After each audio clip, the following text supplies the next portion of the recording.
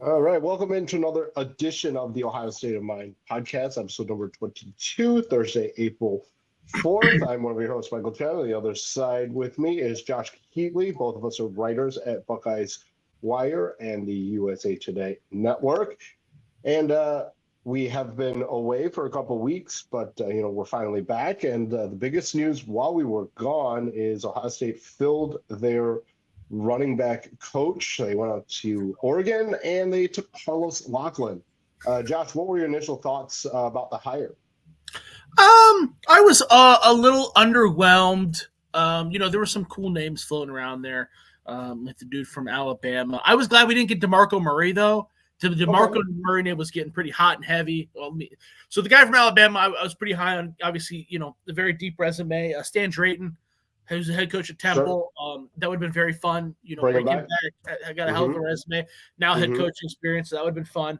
I was not a fan of DeMarco Murray. I was like, no, the very short resume and the guy that could potentially be living off of his name. I wasn't really for that. Carlos Locklyn, another very short resume guy. That's really my only knock on him. I feel like that knock was big enough to where maybe not a fan.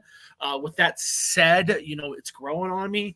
My understanding is that, one of the reasons why he was the pick is because they sat down and talked about their vision for the running back room.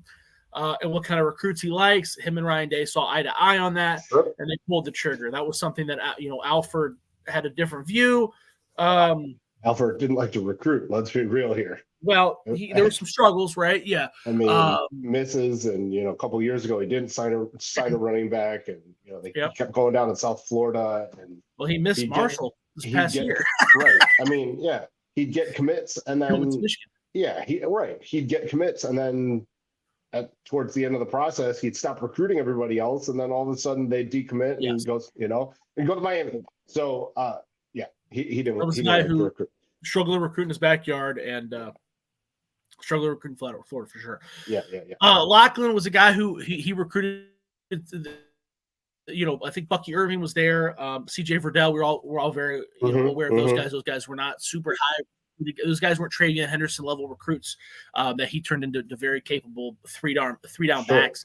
I think it's pretty clear that Ohio State is going to run the ball. They're going to be much more of they are finally going to be a tough team. The coaching hire that I thought was a bigger deal this past week also occurred. But I want you to talk about Locklyn before I steal this. Sure.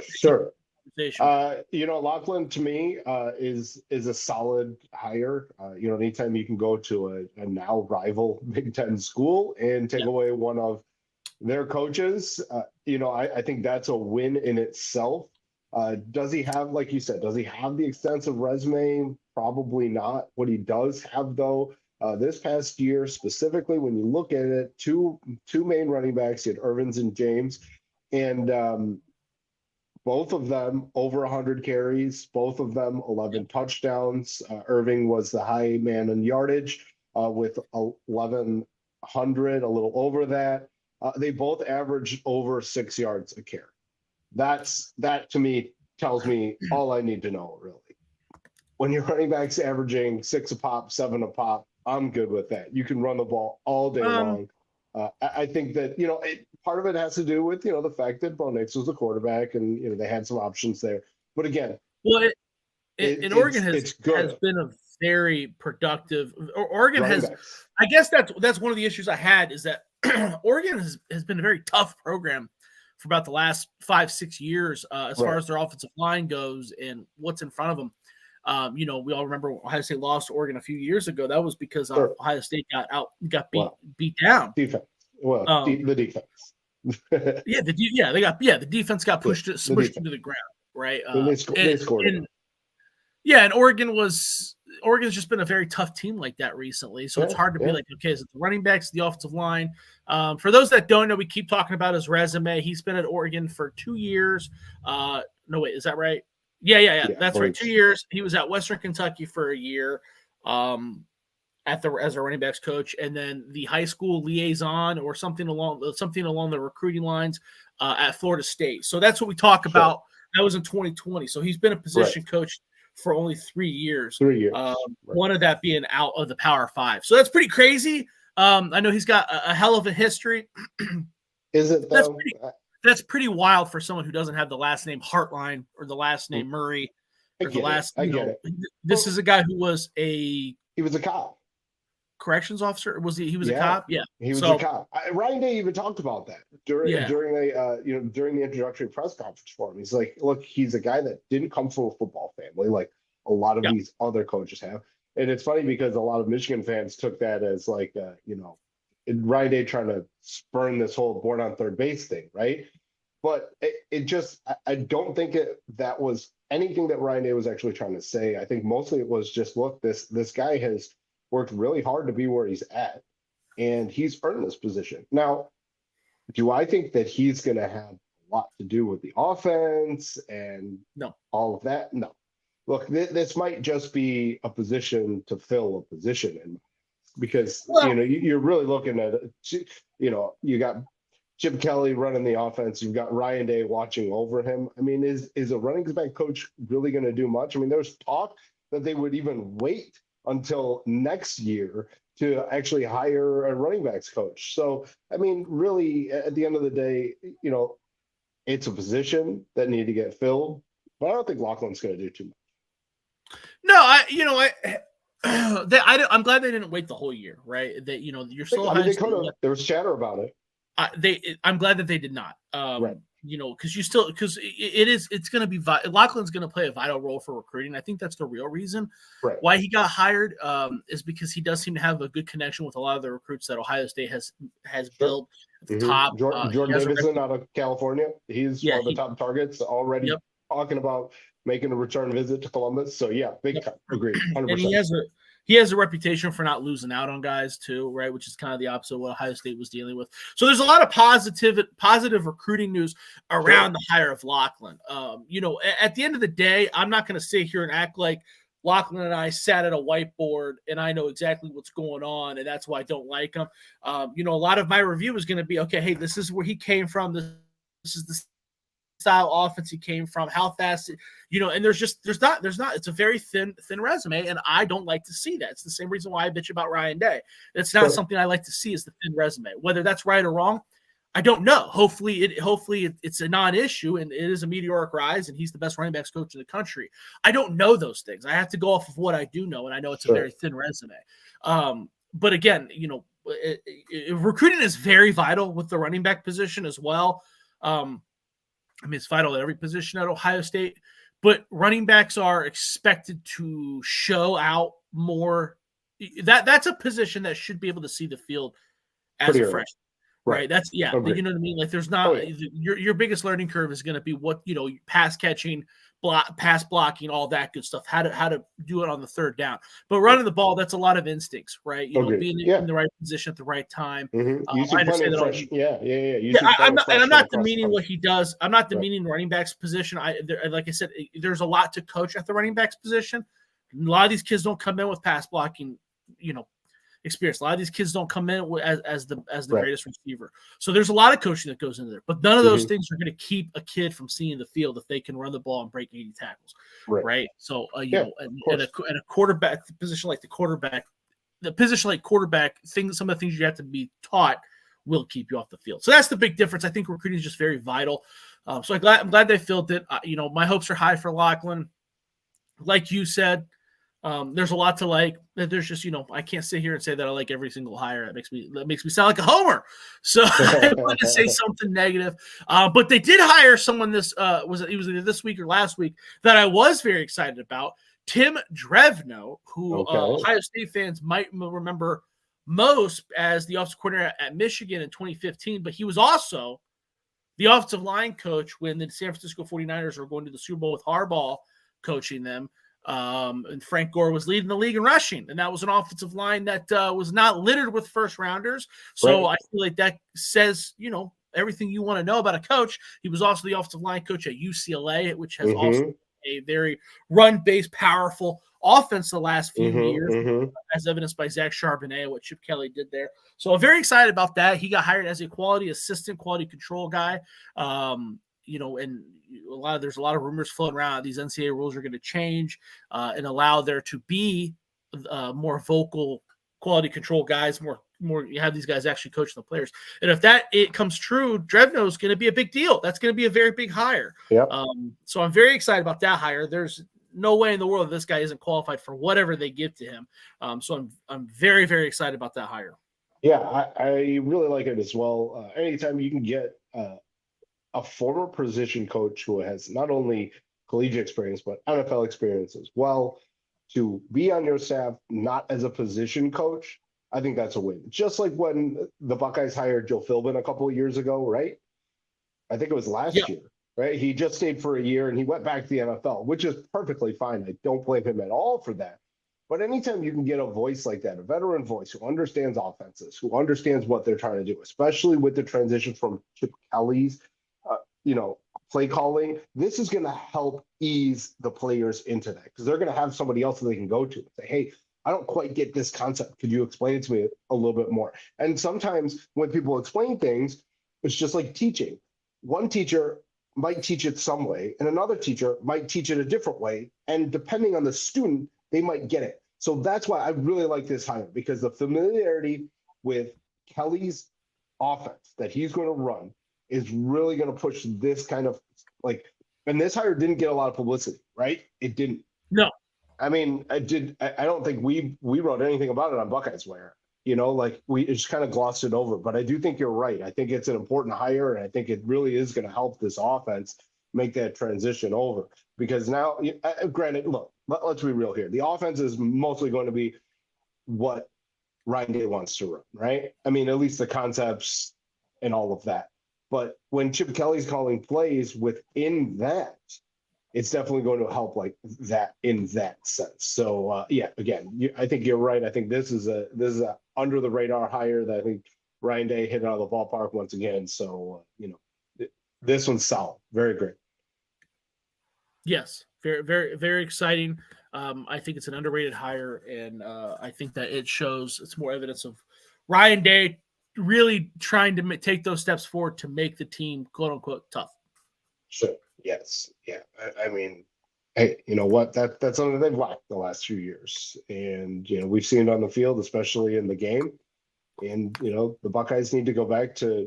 They don't need to go back to smash mouth football like we saw, in the 60s, 70s, and 80s, right? They don't need to do that. No. But they do need to. They needed to have a presence. I mean, they flashed it a little bit against Notre Dame, but they couldn't sustain that a little bit. Not a lot, a little bit, I think. It's higher competition. You know what I'm saying? It's not just like, the Indianas and all of those teams, all the MAC schools that they play in, whatever. All of those teams. Listen, here's how I'm going to judge their toughness.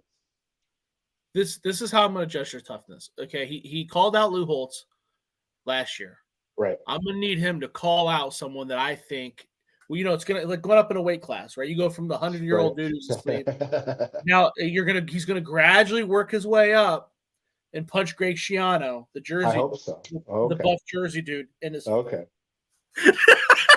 I mean, that was a couple of years ago. They got in a little couple when there was that fake punt. Oh, dude, Schiano would have killed him, right? Oh yeah, of course. Yeah, I was. Our editor sent me to the Schiano press conference afterwards. Very cool dude. Just like this. Schiano would just tear him apart. We should have a podcast about that. Big Ten coaches in a Royal Rumble. Oh, we could. I need to prepare. Right. That would be fun. But we're gonna do, and we're gonna do something fun too. And Josh and I talked about doing a spring draft, which is something that has happened previously. We used to see drafts. Now a lot of teams just kind of divvy them up because reps are important, especially when you're repping in the shoe. You want to get certain players reps with certain other players, et cetera, et cetera. So we're going to do a offensive skill position draft. Nobody's really interested. I'm sure nobody really cares about an offensive line that we can build. Unless the chat says so. Chat. If you want us to draft offensive linemen, I mean, we will, but We'll draft. not However, not the sexiest options there. We talked, defensively. I don't think that's as fun as an offensive putting together a 7-on-7. So, we didn't talk about who was going to go first, but I'll let you have the first pick. Oh, you will? Yes, this one's easy. This one's I know easy. Who you're gonna I know who you're going to I mean, why wouldn't you take him, right? I'm going to take Jeremiah Smith. I just love it. I'm buying into the hype. I mean, it's all over the place, right? Like, no, man, I think at this point, you know what I'm saying? It really is. It's all over the place. I'm buying it. I've bought in for a while. Yes, you have. Yeah, you have. I've bought in for a while. At this point, it's not necessarily hype. It's more anticipation. I mean, he's proved that he's got the juice. I mean, he's beaten Denzel Burke, Jordan Hancock, and Caleb Downs. The kid's no joke. I was wrong in my scouting report, and I stopped putting comparisons in my scouting report, by the way. I still have a little notebook that I do it. But I was wrong. I thought it would take him time to acclimate to the Big Ten, the game that is in the Big Ten, because he's so used to dominating physically. But he's so rare physically. Yes. It's not going to matter, it appears. It's just like, I think I might have undersold him as well. I said that he was going to be, wide receiver 4 probably to start the season. I think he probably could be wide receiver 2. Why do you want to do that? Look, he's going to play. Like, why hold this young man back? He is special. These kind of kids, you don't sit on your bench. You play, and he's going to play a lot. And Ryan Day has already said he's going to play a lot. I don't know if he starts. He might. There's a lot of chatter about how he should be starting. So, I mean, I want that excitement on my squad.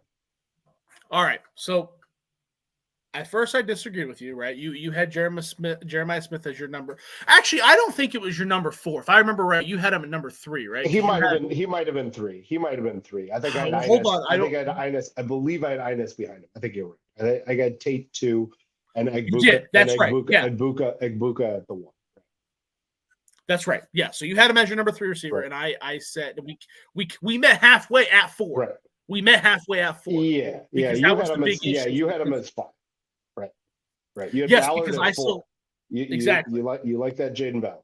Exactly. Hey, I don't know if anybody saw that clip that Ohio State social media posted the other day. I believe it was yesterday. Ballard had a very impressive over-the-shoulder catch, thrown by Devin Brown. So, or Bryson Rogers has been playing well too.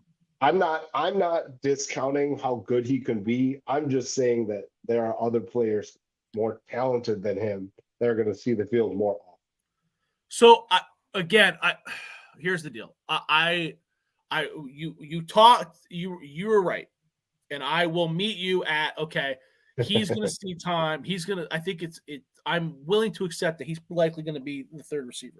Now you're saying number 2 though, so you went up again. You raised your stakes again. I can't do that. I put that bar real high for him. I still don't think he walks in as number 3 either. I mean, and Bryson Rogers has been playing well. There's just a lot of receivers. There's a lot of receivers. There are a lot of receivers. I mean, look, these guys are fighting for playing time. They're all good. And they're all good. I mean, no doubt a couple of these guys transfer. At worst, they're wide receiver 2 on other teams. Like, at worst. Dude, right? There's like James, it's another Jameson Williams type of thing. Right? Williams got on the field, played, but just couldn't quite stay on the field. Right? I mean, he had multiple first rounders in front of him. Right? He had an issue. He got playing time. Right? But then when he went to Alabama, he was clear-cut number 1. Yeah, I'm not going to argue that. But I think I think there's a couple of guys on this team that could do that. Here's why I think it's different than that, because Jameson Williams was going to be Jameson Williams was upset because he went from being the number 2 to the number 3. Garrett Wilson overtook him, and that he saw the writing on the wall and he got pissy. But the three wide receivers play. He was going to play. Of course. Yeah, of course. Yeah, we're looking at a situation he's very good at other places.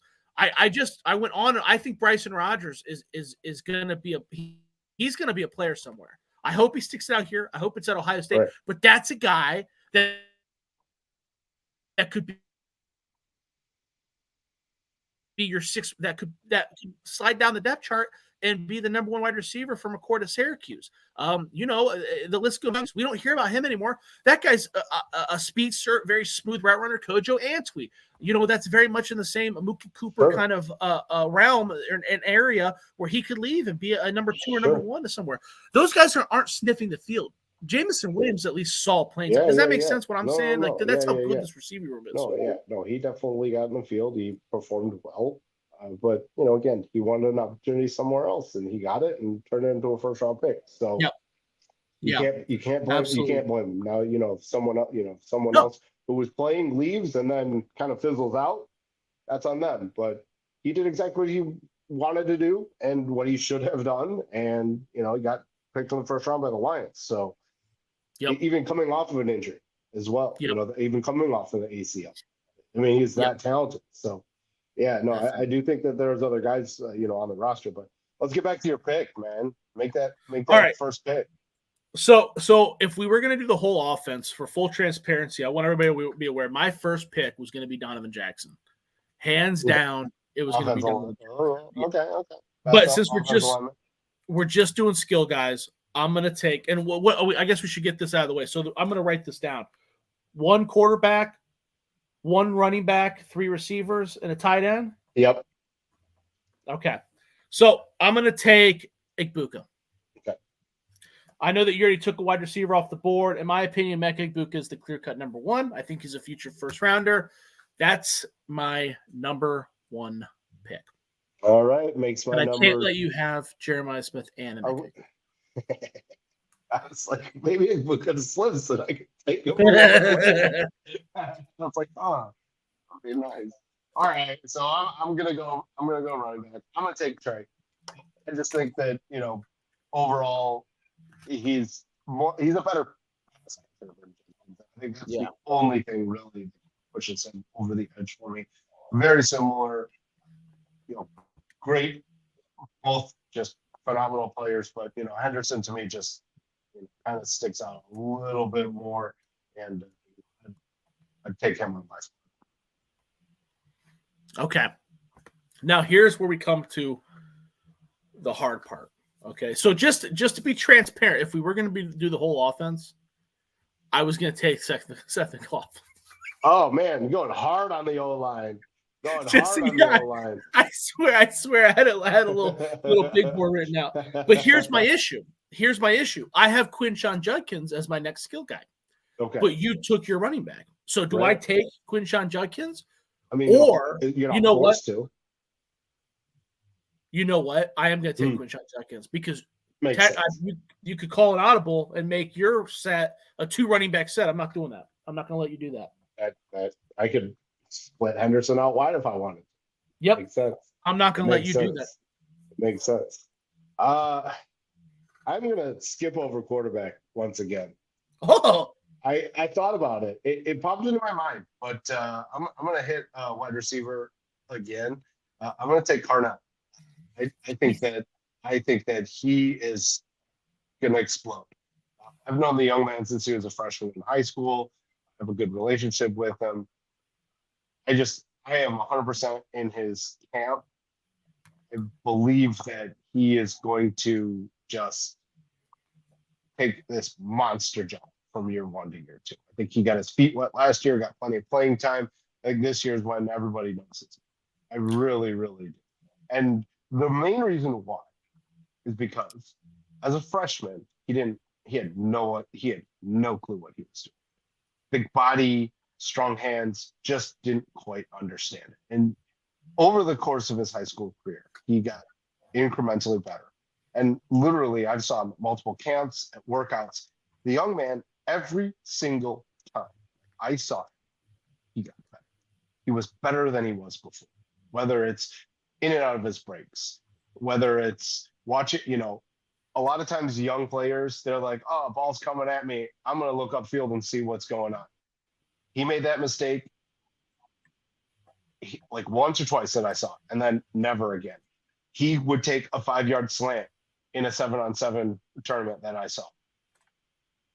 50 yards to the house. It is very hard in a 7-on-7 to do that. You do not see that very often. Most of those big plays are hit to the outsides. You very rarely see a guy take a short pass and just take it to the house. I think he's in line for a monster year. Listen, I'm not going to argue that. Carnell Tate, that was a wide receiver that we both agreed on last year. I liked his high school tape better than Jeremiah Smith. I just thought there was just more nuance, But and again, I want to be very clear. I understand Jeremiah Smith was a higher rated recruit. Everybody's going to message me again. But I think it's been ingrained to me watching guys like Olave, Garrett Wilson, Jackson Smith, and Jigba. Though most of your successful wide receivers you've seen in the last 10 years are very smooth. Smooth is the best way to describe it, and that's Carnell Tate, baby. Carnell Tate is a very smooth receiver, and that's why I was a big fan of him. He's a glider, for sure. He's a glider. Doesn't look like he's moving fast, but he's 4-4 guy. He's a 4-4 guy. He moves with ease, right? In and out of cuts, beautiful. You could tell the potential for him to be a beautiful route runner. It's all there. Oh yeah, it's coming. Yep. I'm gonna go with let me just ask you this: if we were gonna draft the whole offense, would you have taken an offensive lineman by now? Yeah, I probably would have taken a tackle, at least one of them. Probably Jimmy. That's probably I was gonna say that would probably be my next pick if he was still available. And I know that I've very much been a I don't know what very critical of Jimmy Simmons, Josh Simmons, whatever the heck you want to call it. I've been fairly critical of him, but. Fair. Everything, right. Yeah. I mean, I've been, when he makes a mistake, I call it out, right? You like him less than I do. I do. Sure. But I feel like year 2, he's going to make that jump. He got a ton of playing time this year. Towards the end of the year, he started being that kind of player that you thought that he could be. And I think he's going to take that momentum that he had and bring it over into this year. And I think there's chatter that if he has a good year, he could go in the early portions of this draft. Like, I don't think that that's out of this world. I think that's, spot on if he has that kind of season. It's close. I think that, well, see, now you're saying more positive things than I would say. I don't. It would take a lot of balls to draft that guy on day 2 of the NFL draft next year, no matter, assuming that he's going to gradually get better. But I mean, we'll see the potential's there. He got better from last year compared to what he was at San Diego State. Right. I'm sure he's going to get better again. That's what I'm saying. So I'm with you. That's pretty high praise though to say he's going to be a top pick though. I mean, because DeJuan Jones, he has to have that kind of year. DeJuan. Okay, so in my eyes, the reason why DeJuan didn't get drafted as early is because at the Senior Bowl, he quit after he went viral, right? And then I don't believe that he worked out at Ohio State's Pro Day. I don't believe he did. There were also, and that's all fair. But he slid. We're talking about a guy he shouldn't. I mean, the Browns got a steal. There was something more then. The Browns got a steal. Maybe it was his frame. But he's a monster human that moves well. I don't know. I think that was the fear, though, was that he was not going to move at or maybe he was going to put on more weight and just be a 400-pound, 6'8", 400-pound dude. Regardless, I think he was when he first came into the program. He was closer to 400. I'm just saying, it's really hard to predict a guy like that going early because of, I don't know, recent draft history. It's true. It's true. Like I feel pretty confidently that I would be willing to bet a large amount that Donovan Jackson is going to be drafted in the first 3 rounds. I feel like I'm willing to bet a whole paycheck on that. You don't think guards go that early? Especially in the first round. A 3-year starter at Ohio State. But I do think that if he had the season that everyone thought he was going to have this past year, he would have been gone. That's probably true. That just holds me back because like Simmons, nobody talked about Simmons being a top pick, right? That's true. He still needed time. But Jackson was like everyone said, like he could get drafted in the first round, maybe in the second round, early. And he didn't have the year, he struggled early on against bad teams too. And I think did he have his worst year as a Buckeye? He might have. And if that's bad, I think he was what, third team All Big Ten, I think. I mean, if that's bad, that's bad. But he definitely had his worst year as a Buckeye. He Right. definitely had his worst year as a Buckeye last year. With Right. that said, he was also starting next to a guy. He was starting next to newcomers. So when you have to do that, I think it's taxing on you to try to call the shots. Once you're the leader of the offensive line, you're telling people what to do. You're trying to cover. You're trying to move your body to block two guys. Well, you're helping out your buddies. Sure. There's a lot more combos that occur there that probably shouldn't have because of the weaknesses that were surrounding him. So I'm expecting that to change and go back to All-American. So I'll take that. I'll take that as an acceptable reason why that he kind of struggled this year. It's hard to predict someone to be an All-American because there's so many factors, but I'd be willing to bet my paycheck that he's going to be first team All Big Ten by both media and coaches. And I feel like he's probably. I feel pretty strongly he's probably going to be an All-American. But on to my next pick. Love to see it. Will Howard. I'm just going to get it out of the way. We talked about Devin Brown. I still kind of hope Devin Brown takes the job. I kind of do. But Will Howard's good. I got Quinshawn John Fitzemeka Buka. That's good enough talent. I just see someone to go in there and not mess it up. Right. I don't know if you can say that about Devin Brown. You might have to take two. You might have to draft two. You might have to draft two quarterbacks the way his injury history's been. Yeah. Since you went quarterback, I can hold off on that, and I'm going to. I'm going to go tight end. I'm going to take Jelani Thurman. I think that young man is going to blow up. He's going to have an opportunity. Now, look, Will Kazmarek is solid, but he's not a pass catcher, right? And in this situation, we're pretty much doing like kind of, fantasy style, right? And I think Jelani Thurman is, going to have a good year. He's shown that he can catch the ball. I think he's a very good athlete. He's huge. And I think he sees a good amount of playing time this fall. Didn't like that. Yeah, I like Jelani Thurman. I think Jelani Thurman. You still there? Is it working? Yeah. I'm here. I like Jelani Thurman. That's the guy that I had very high hopes for. I think he's got All-American potential as well. I don't know if it's this year, right? There's a lot of things going on there, but big dude, big frame, lots of like for sure. Yep. Definitely. I think I'm going to take my second wide receiver. I guess I need to take Jaden Ballard. Okay. Something inside me wants to take Keon Grays.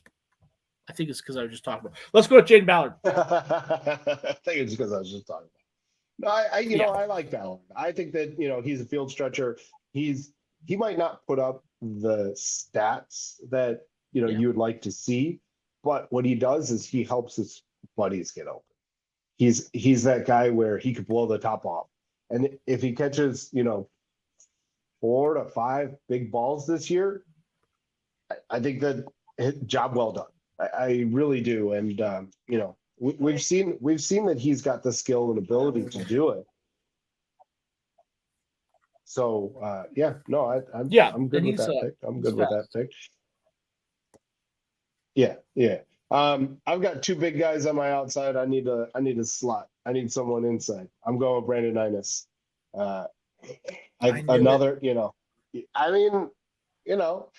With what I have, would you have taken guys over 6 feet, 6'3"?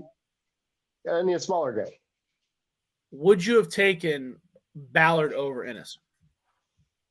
Probably not.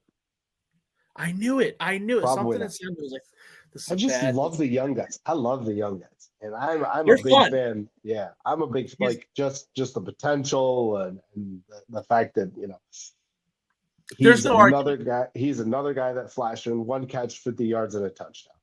There's no argument. Get him the ball. Get him the ball 4 to 5 times a game. And I know there's a lot of wide receivers. There's a lot of running backs. There's a lot of talent on that offense.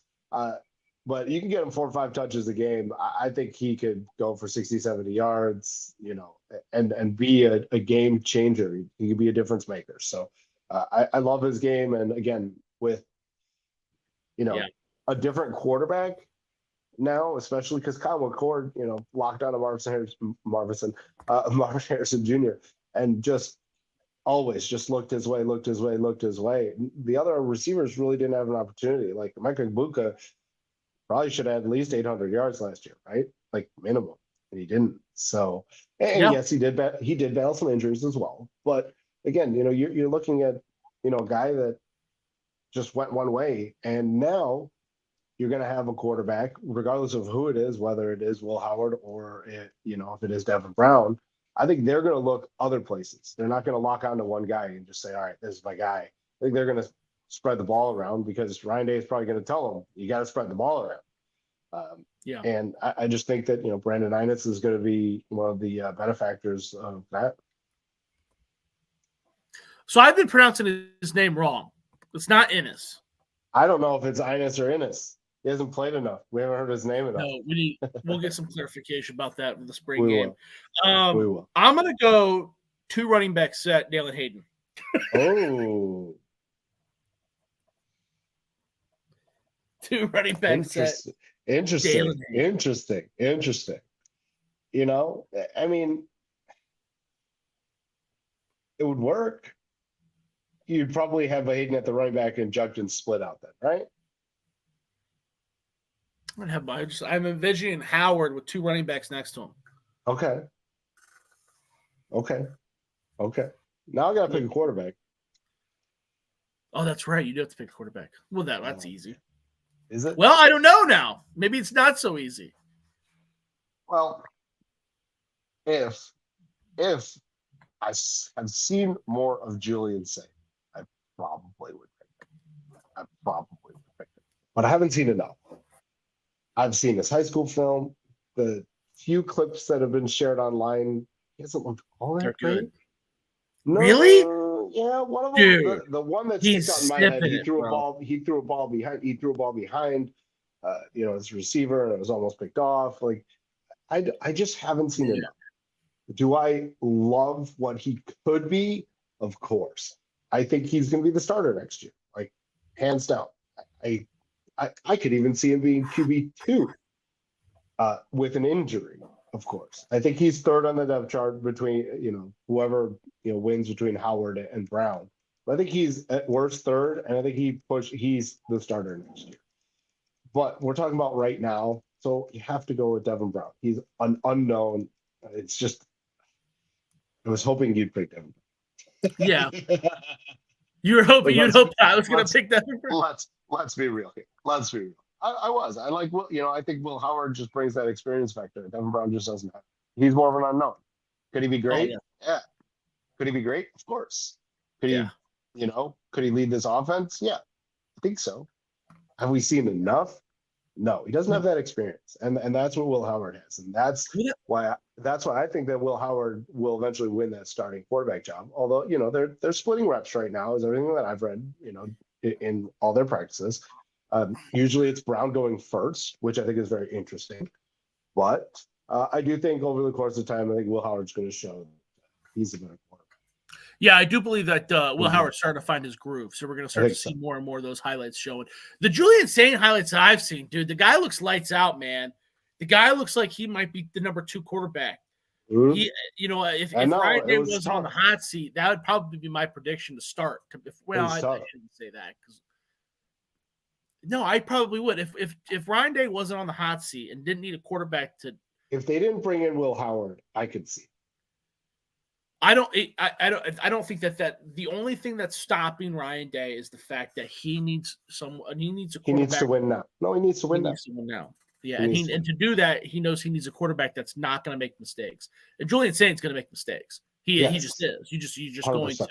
Will Howard 100%. Is not. The mistakes he made at Kansas State were mistakes that were basically not affecting the game. Games that they were out of, really. Games, critical play. Like it's not, he wasn't. A couple of his picks were just Hail Marys at the end of quarters or halves. Yeah. Someone made a big deal about the interceptions he threw. And I kind of just shot it down like, dude, they were inconsequential. They're not like Jameis Winston picks. No, I would agree with that. So I got one pick left. I'm not going to go tight end. I'm going to go 3 wide receivers. I'm going to go Bryson. I'm sorry, who? Bryson Rodgers. I know. Well, see, I kind of wanted to take someone that and think that maybe like Kojo Antwi or Keon Graves were going to pop. But I don't think that's going to happen. And Bryson Rodgers has had some pretty nice highlights popping up on Twitter lately. So I've seen. Yeah, I think that's the guy we both liked coming out last year. Yeah, very much. I'm glad that he opted to return instead of jumping the portal. I was kind of disappointed when he did that. I was like, oh, man, like I really think this guy could carve out a pretty damn good career for the Buckeyes. Very good. And very good. And when he decided to come back, it was just like awesome. Like just another guy that has all the ability in the world. Again, another guy that could probably go to another program and be at worst a 2. Like, let's be real here. And at Ohio State, just due to the talent and the depth that they have, he's 5 or 6, maybe 7, right? But yeah, I still think I still think that 7 plays still. I think this year 7 plays. I think so. 7, I think they play. I think 8 plays as well. I don't know. Why not? We're getting so pretty wild now. You're talking about they're going to run the ball. They're going to run the ball way more this year. You picked 3, right? I get that's it. They're going to play 6 receivers. Are going to see significant time. I think that you could see up to 8. No way. Well, okay, let's bet on. What do you view as significant time? Maybe we view that term differently. I mean that they're going to not play in 4 games and get be eligible for a redshirt. I think that they're going to play not necessarily during crunch time. Not necessarily during crunch time. Let me ask you this. They're going to play when the game is not as out of hand. Let's do this. That's probably the easiest way to say it, right? Do you think 8 receivers will have over 50 snaps? Yes. Offensive. Yes. Really? Yes. How many can we look at the I don't know. It's hard to find snap counts, to be honest with you. It's pretty difficult to find snap counts, but I do think that you're going to see a lot more rotation than we have in the past. The last couple of years, Ryan Day's been pretty tight on playing, his second string and conceivably third string guys. I think this year, with the fact that it's 17 games, with the expanded college football playoff, I think that he understands that you have to create that depth because over that course of time, there's going to be injuries. You're going to need to have a guy that's going to be able to come in and not drop off a ton. And I think that they're going to play a lot more players. I think we're going to see a lot more guys. And we drafted 3 running backs, right? Okay. Those 3 are going to play. And then on top of that, I could guarantee you that James Peoples gets. I don't think 3 running backs are going to play 50 carries. You really? I drafted Dalen Hayden because I like him and I think he's good and I think everybody knows he's good. I think his snap count is still going to be extremely disappointing for him. I think he's going to play a lot more than we think he is. Or you think he is. Let's do this. Let's do this. So let's look at. I got the receiving stats pulled up. Okay. Sure. So Marvin Harrison. Let's do receptions. Marvin Harrison had 67. Emeka Egbuka had 41. Julian Fleming had 26. Carnell Tate had 18. Xavier Johnson had 13. Brandon Ennis had 1. Right. And that was it. So that's 6 receivers with a receiving stat. You think that that's going to increase to 8? I do. Now, you said over 50 snaps for all 8 receivers.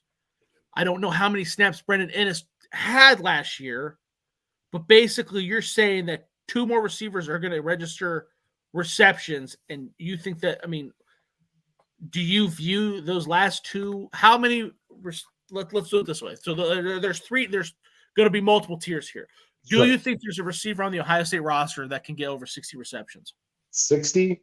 Yeah. Yeah, Marvin why Harrison not? had 67. 67. I think it's going to be a little bit more spread out this year. I'd say no. I'd take the under on that. You're going to take the under. Okay. I'd take the under on that. Do you think there'll be a receiver with over 40 receptions this year? 100%. I think there's going to be 3. 3 receivers over 40 receptions. Yep. I think there's going to be 3. As long as Igbuka stays healthy, I think Smith and Tate. So there's obviously tight ends in here too, but I don't want to convolute this. Tight ends. I just don't think that Kate Stover caught 41 balls last year, right? Yeah, and he was special. I think that's not exactly. I don't think so. No, exactly. That's what I'm saying. So 3 guys. You had 3 guys total last year over 40 receptions, right? I think I think that at least minimum 3 guys again this fall will have over 40 receptions. But you view them all as wide receivers. Yeah. Which tight end is going to have 40 receptions? I didn't say tight end, but I could definitely see. I'm just saying, like the ball being spread out that way. I could certainly see it's going to tend. Is going to tend. I don't know about. I mean, I don't know if it's going to happen either. He had 19 receptions last year. And I also think that. And now he's splitting carries with and now he's splitting carries with Judkins too. Like, I just don't see that. But also, after it was Cade Stover with 41 and then G. Scott at 10, I don't think you're going to see that again either. I think that the tight end position is still going to get 40 receptions.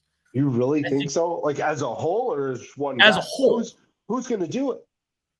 I think that Kazmarek is way better than you think he is. I think that he's going to get.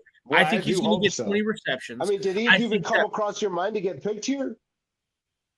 Well, yeah, but I didn't pick him. Well, everybody crossed my mind though. We picked 5 guys. But like, was he an actual viable guy that you'd be like, I'm going to take him? In my eyes, that was the number 1 tight end on the board. Okay. So, but let's put it. Now we got 7 different arguments going. So let's finish the. Okay. Let's finish the wide receiver. Back to the wide receivers. Okay, because I think I understand what you're saying. You're envisioning the 40 receptions Cade Stover got not being spread out across tight ends, but being deliberate being to these wide receivers that you refer to. I think I don't. That's the difference. I think the tight end group is going to get 30-ish. Okay, that's fine. I'm not even going to. We'll talk about that another week. So Julian Fleming was the only wide receiver with over 20 receptions. How many Ohio State wide receivers on this current roster do you think are going to hit the 20 reception mark this year? 20 reception mark? I'd say 5. 5 receivers are going to hit over. God damn, dude. Okay. And then they're deep, man. They're deep. You got to play to your strengths. There are 2 receivers that had over 10. How many do you view this year? Over 10? Yeah. That's tough. 7? 7 receivers over 10? Just one more. Yeah. Oh, just one more receiver over 10. Right. Just one more. And then 20 and then to 10, right? So it's 3 at 40, 30 was 6 total. And then add one more. I think one more player will hit that double-digit mark. Okay. And then I'm not even going to ask anything else. So let's so you got 40, 80, 120, and then another 100. That's 220. And then 230. You got 230 receptions across 9 guys. Right. 255 receptions last year. Total. Team. You're counting everybody. You're counting the 41 from Stover. You're counting the 19 from Travion. Right. And I think that those translate over. Some of those, that's impossible. I understand. That's impossible. You're saying that they're not going to. Okay, let's. Man, we're running out of time. Let's do one more exercise. All right. We'll continue. This is good shit for next week. We'll continue this exercise for next week. That way we can talk. We can reconvene. So tight end. Yeah. 40. I'm just going over the stats. Okay, Stover had 41 receptions. Yep. G. Scott had 10. Mm-hmm. Jelani Thurman had 2. Patrick Gerd had 1. Joe Royer had 1. So how many tight ends do you envision having over 40? 0. Oh, Chris joined us. Sorry, Chris. It's my fault. I've been out of town. Samantha got married. He knows my sister. So I was out of town. Didn't get to do a show the last 2 weeks. But we're back. We're gonna be back next Wednesday. But this was back to normal time. Had some issues with some stuff this week. So we got so I had to push it to Thursday. So I do apologize. We'll be back next Wednesday at 7:30. Is that what time we were doing? Yeah, it's around there. All right, cool. 7:30, somewhere around there. And I'll be sure to post that before we do it too. All right. So anyway, so you no tight ends over 40 receptions in your theoretics. Nope. Good. We do too, Chris, because we went from having like 400 watchers to like 70 this week. Yeah. It's on me, man. That's it's on me. Samantha lives in St. Louis. You should text her and chat her. It happens. So 0. Okay. How many over 30? 0. Also 0. How many over 20? Oh, this is where it gets iffy. I think you have 1. 1 tight end. I think so. Who can I ask? Who that tight? Okay, let's do this exercise. It's going to be Kazmarek because he's going to play the most. Okay, so I love how you say that, and you look like you want to throw up in your mouth when you say every time you talk about that guy. You hate him.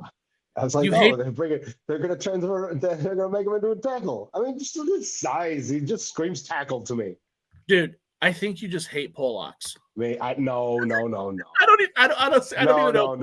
don't even know.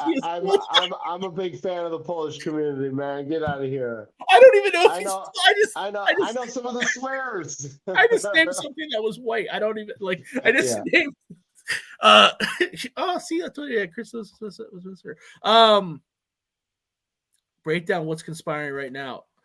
Chris, I don't know what's conspiring. We're give you so to recap what's going on. We got 10 minutes left. Michael's, which I don't even remember now. Michael's original thing was that he sees 8 receivers that are going to play significant quality playing time.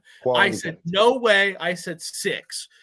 We agreed that significant playing time meant 50 or more snaps. It's hard for us to track snaps. So we went back and we looked at receptions from last year. We went through you can go look at all the, I'm not making those up, but he broke down what category. So he views 3 receivers getting 40 or more yards. Now I assume those 3 receivers are catches. I'm sorry. Yeah. Receptions.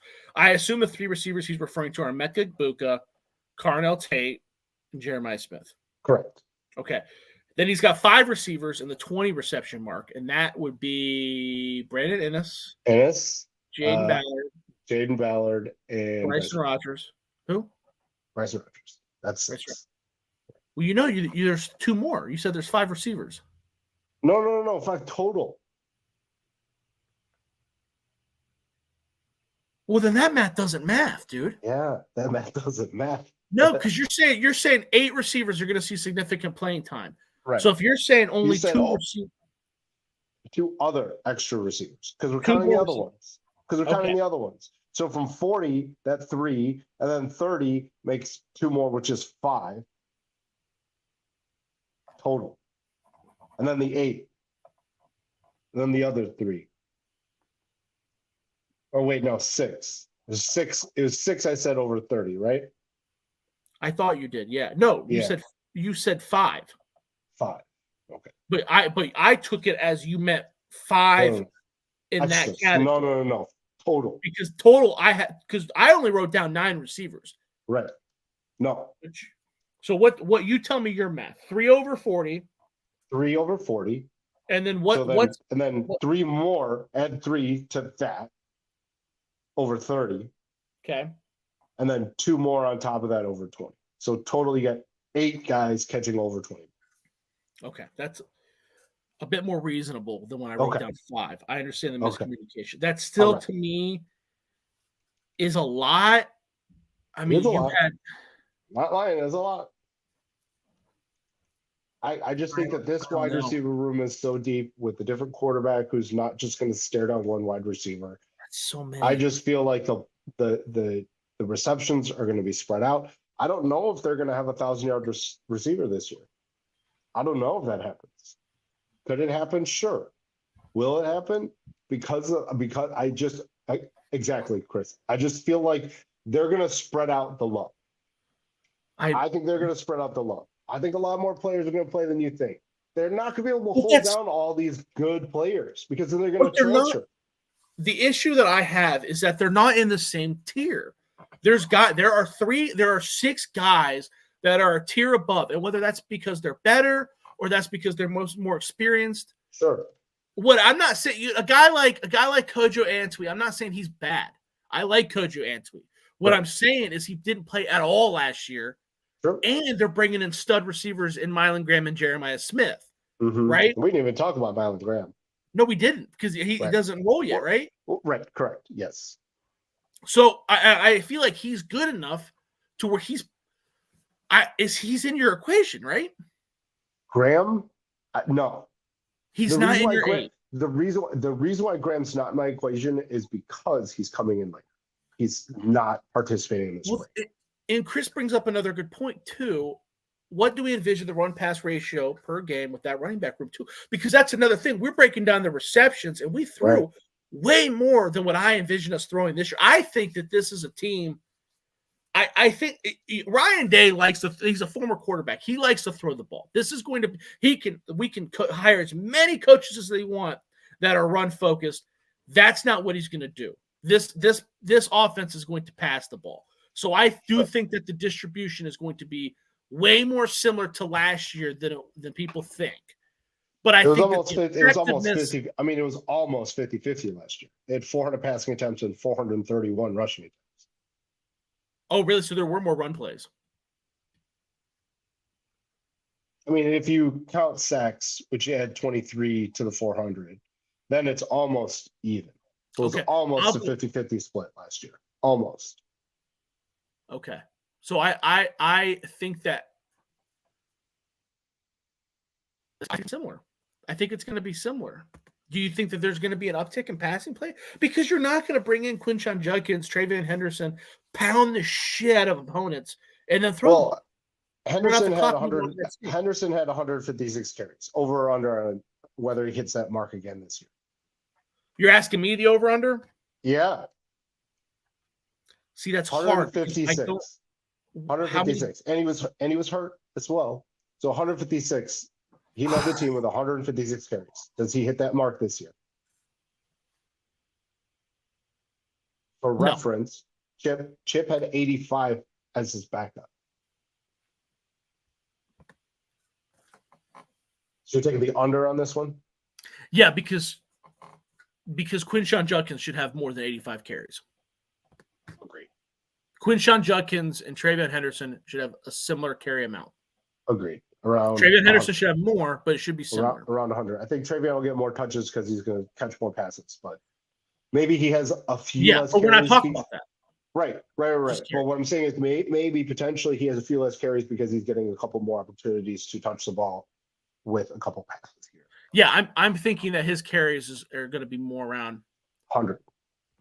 I think that sounds insane because that's such a much lower number. But yeah, I think 100 is probably right. I think 100 is pretty close. I think both of them get around 100. Yeah, like I said, 100. Judkins might have a few more because he's getting the ball. He's getting a couple, because Henderson's getting a couple more opportunities in the passing game. But I think right around 100 is good. And I think Hayden gets about 50 or 60 because he got 20. Mayan Williams got almost 50 carries. He got 49 carries last year as the third guy. And I'm just going off of, I'm not saying he was running back 3. I'm just saying in order of carries by running back. Xavier Johnson got 28 last year. Well, and Mayan Williams got 28. 50. Yeah, right. Exactly. Pryor, Hayden, almost 20 each, 19. I really think that you're going to see at least 4 guys. How can you not play?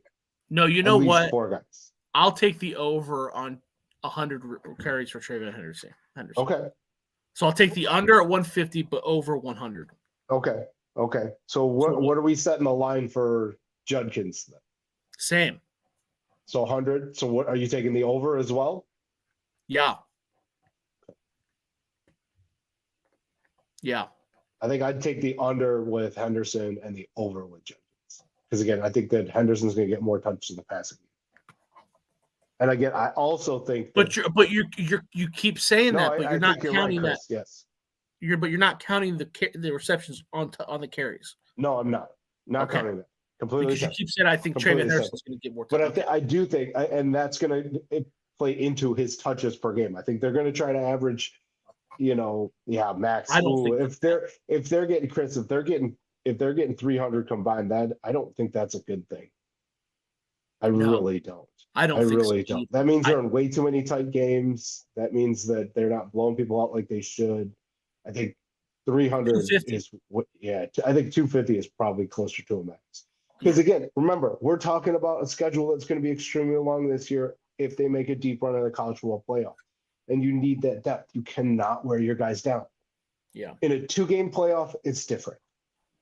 In a 4-game playoff, even if you get that first round bye, it's still a whole heck of a lot more.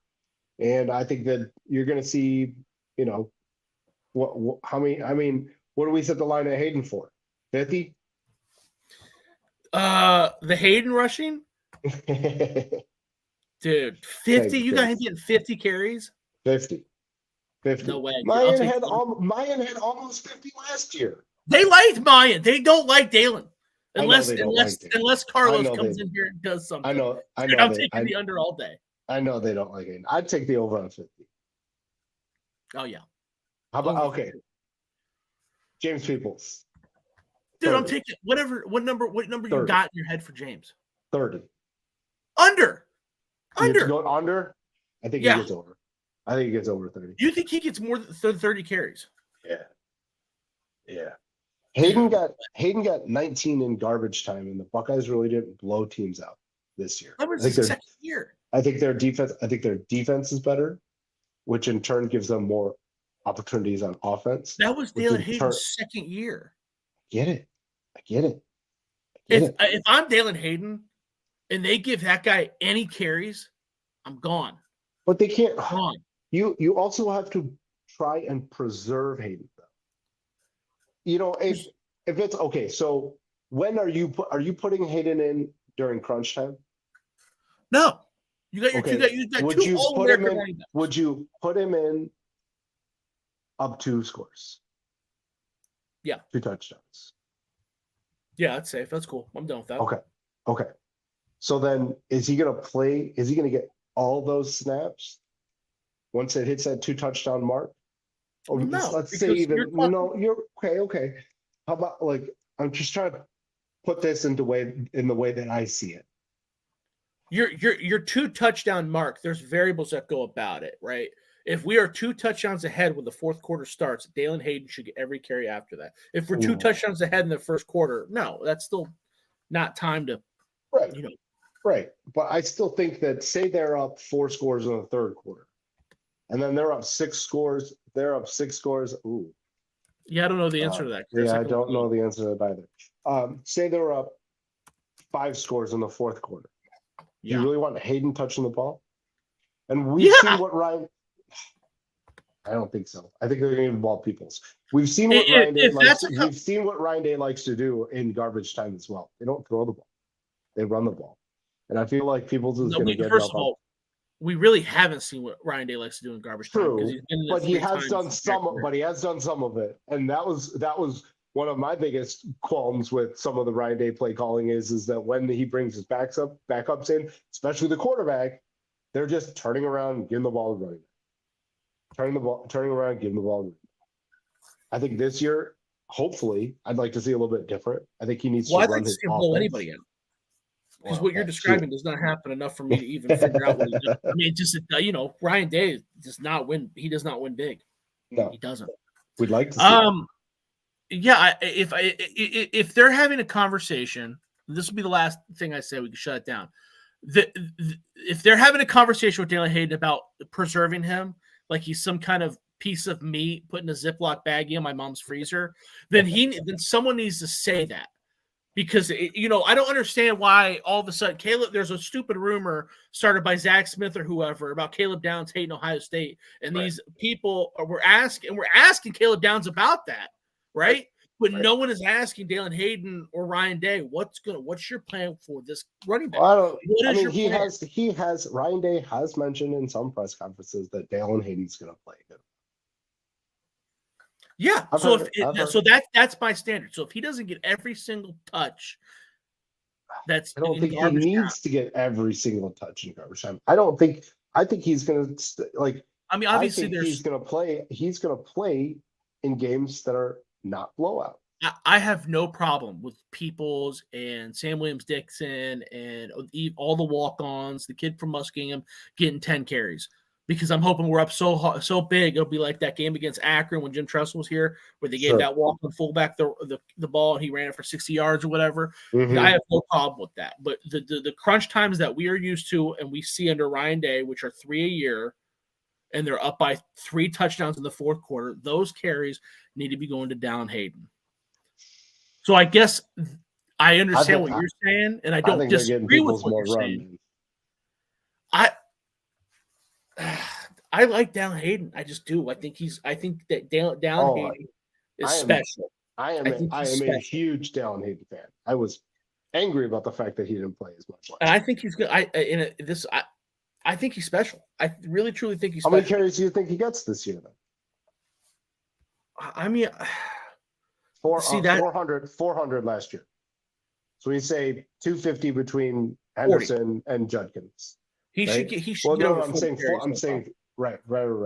So I'm saying it was 431 was the total amount of carries last year, right? Yeah. So 250 is going to Judkins and Henderson. That leaves us with 180. At least 40 carries should go to Dalen Hayden. At least 40. Then we're still short like 100 carries. What do those get? Okay, we can kick it up a notch. And I mean, do you say that maybe Hayden gets 60? That's still 80 carries left. 75. Yeah. I still think Peoples gets a good chunk of change in there. What do you set the line at for Peoples? Probably 30. I'll take that. I'll take the under on that all day long. Chris, you're still watching. Write that down for our bets so I can. 30 carries for James Peoples, dude. 30 Peoples. Woo. I'm writing it down. I think he gets 30. All right. We wrapping it up here? All right. I got one quick rant before we wrap it up. Okay. Right? And this has to do, and I know most of the time we're just focusing on football, but I want to rant a little bit about basketball. And I want to rant about Roddy Gale Jr. And I am very, very upset about this. Roddy Gale Jr. over the course of his 2 years has gotten better. Played a lot of his freshman year, started his second year. At times, he looked like he was arguably the best player on the Buckeyes team. When everyone else decided they were going to come back, all the major players, we're talking about Felix Okpara versus Thornton, right? It just seemed right that Roddy Gale would make that announcement that he was coming back. For some odd reason, I had a weird feeling that he wasn't going to come back, and that turned out to be true. Now, I'm cool with transfers. That is how this game works. That is what is normal. That just happens now. Unfortunately.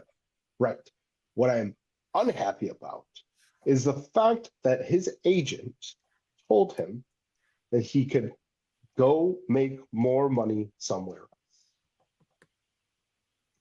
And for sure that's what's happened. That's what everyone has said, the reason why Gale decided to enter the transfer portal.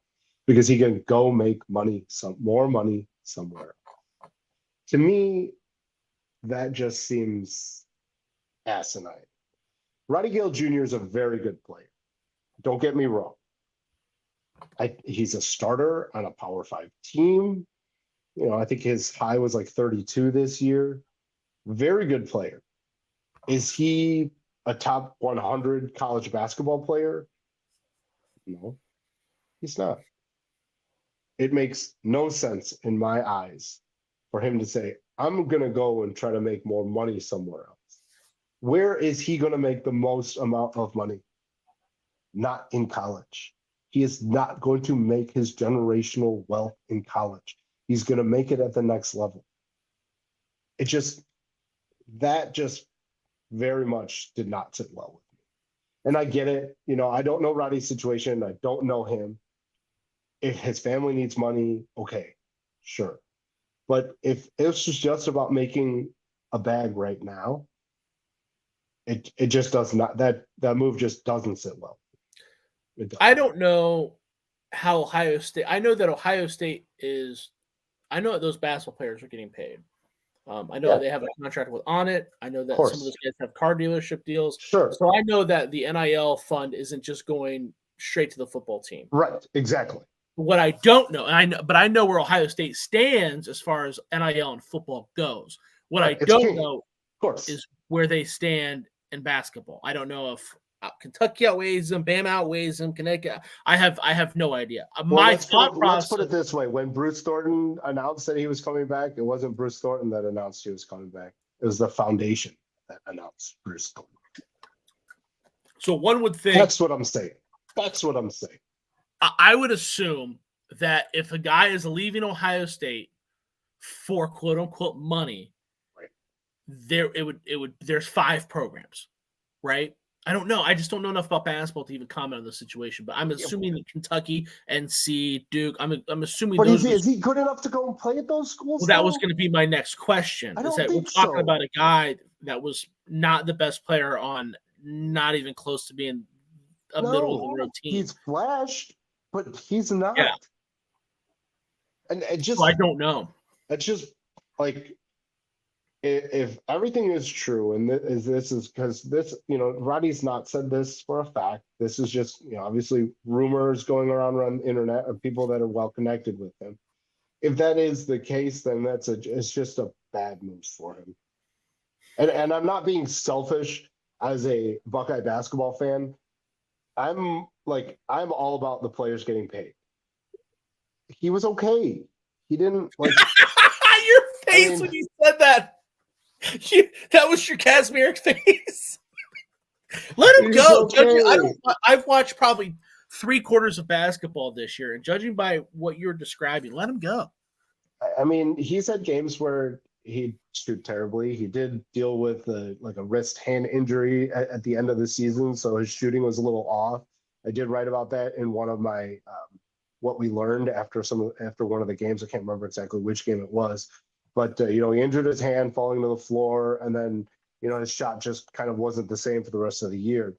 But again, if you really think that you're going to go to another program and they're going to offer you more money, then, and I know football is king in Ohio State, and it always will be, and it always will be. There's no change. Yeah, it always will be. It should be. I don't, but you never know what's going to happen. No. I mean, with Ross Bjork there, it will be, okay? Yeah, I mean, it'll continue to be as for the foreseeable future. And the fact that they've finally figured out their NIL and not just on the, I think they figured it out in general. Because, if you figure out on the football side, you're figuring out everywhere else, right? Let's be real here. I don't know about that. That I also don't. You would think. See, now we're getting into the weeds about stuff I'm unqualified to talk about. I was talking to someone about the NIL situation in football, and they were talking about how we'll put that topic aside for next week, but they were talking about the breakdown of roster. What makes me believe that it would be easier to figure out in basketball is that there's less of a breakdown of roster in basketball. Sure. 12 guys. There's 12. Yeah, there's 12 guys, right? Right. You got your back court, your front court, right? I don't watch any basketball, so I'm speaking out of my asshole. But everybody, it's easier to organize 12 guys than 85, right? So one would assume that what you're saying is accurate. I just don't know. Right. Yeah. I don't know the inner workings. Yeah. Now the women's hockey team, they got the NIL figured. They do. Didn't they won a national championship, didn't they? Yeah. And they also have an On It deal. Yeah, well, if you guys if you're interested, Chris, we can bring on the On It card CEO to kind of talk about those cards. I don't know how many people are collecting those out there. I know that football has a huge following. What they do, they make women's hockey, women's basketball, men's basketball, men's hockey, and wrestling. But Yeah.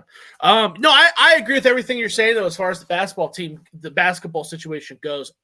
You know, if you know somebody that is more qualified than me to talk about it, I'd love to have them on to try to figure out what the NIL situation is. Yeah, I think that would be interesting. I think that would be cool. Yeah, right. I mean, they definitely figured it out. You know, they definitely have figured it out. All right, that's my rant. That's it. I'm good. I just need to get that off my chest. It's been bothering me for a couple of days. I say let him go. The Ohio State's in a rebuilding mode in basketball. He wasn't the star. You know, I still think if he comes back, that's 60% of their potentially 4 to 5 starters coming back, man. Yeah. Jamison Battle's like really the only one that's, you know, because you'd have to expect Evan Mahay. Evan Mahay hasn't said anything, but there was really no rumors about him leaving because he's already transferred once from Penn State. So I just felt like he could come back though. It's not. He could. I mean, maybe he tests the water and realizes that the grass isn't greener. I wouldn't. I'd let him. I wouldn't let Michi back either. Well, Michi is back, so I know. Basketball's different too. I don't think that stuff would.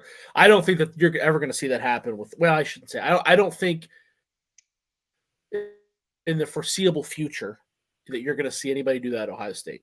Go and come back. Ohio State's not that kind of school. They've already had that conversation with recruits where they say, "Hey, if you decommit and it's due to NIL, don't come back. Don't call us back." Well, I get it. They'll let you decommit if you want to think something over. Your mom got sick, something like that happened. They're very respectful with that. But if you decommit and it's because of and you come knocking on the door because of NIL, Ohio State will not have it. They will move on. Makes sense. I know that. Makes sense. Yeah. But again, the basketball team doesn't have that same kind of power. So right. All right, that's it. That's all I got. That's all I got today.